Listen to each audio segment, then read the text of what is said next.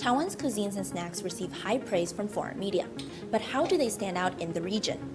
Cooking enthusiasts Clarissa and Ivy share their insights on what makes Taiwanese dishes unique. I'm Taiwanese American, I'm a journalist, and I've been writing about food, mostly Asian food and culture for 10 years now, and I wanted to write a book about Taiwan because I feel like the conversation about Taiwanese food is quite outdated and stuck in the past. Living in Taiwan, covering Taiwanese food and culture was a natural segue.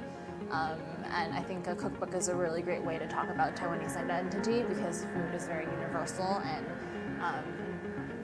when people come to Taiwan, they either know it as a flashpoint to potential world war or a place with great night markets and beef noodle soup. So I wanted to sort of bridge that conversation.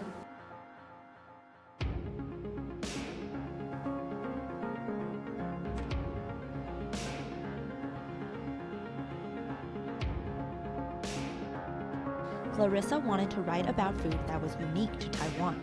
She shared that when she was little, growing up in the US, she often saw stamps of Made in Taiwan on toys or electronics. Today, she wanted a similar creation that reflects the essence of the island through food. When I was writing it, I really kept Taiwanese Americans in mind, or people in Taiwan, because I know sometimes your worst critic are the people who really know the island or who live here. I've known Ivy for many years already, and then my researcher was someone who just slid into my Instagram DMs one day, and she helped me find my photographer. As the co-author of the book, Ivy is essential to the creation of the recipes within. Having grown up in the countryside in Tainan and being the eldest in the family, Ivy helped out around the house as much as she could, and it was then she discovered her love for cooking.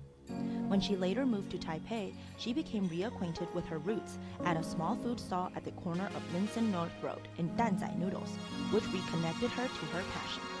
Today, Ivy lives in Tianmu, where many foreigners also reside. Known for her cooking, Ivy was approached by many for lessons in cooking Taiwanese dishes, and it was then she met Clarissa. I knew Clarissa 9 years ago. She came to my class. She was my student. When she has any food question, she just come to me or ask me, email me some question that she want to figure out, or she want to make sure all the knowledge or the writing is correct. I think this girl need to write something because it's more specified in Taiwan cuisine, Taiwan ingredients. So I asked her, if you want to write something, I can help. Some of the recipe already in my cooking list or in my repertoire, and I teach regularly. Some are new, or I try some, but not very familiar. So when I want to make sure, especially develop a recipe for American audience, Clarissa really helped a lot.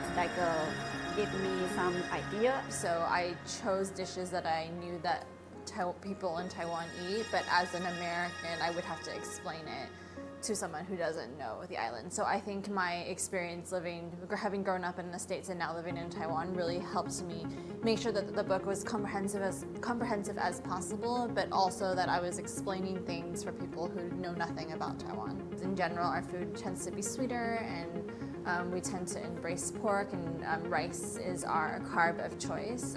But when people ask me to define Taiwanese food, it really is just the food that was invented and made in Taiwan. This is a real battle. I need to make sure all the ingredients and taste is the American like. Sometimes I need to compromise. It's our Taiwanese cuisine, but then you need the people to like it. So the process will be, I will try from my original recipe and then try to adapt a little bit the flavor, not too sweet, and also sometimes maybe a bit sour. And then my husband tastes first.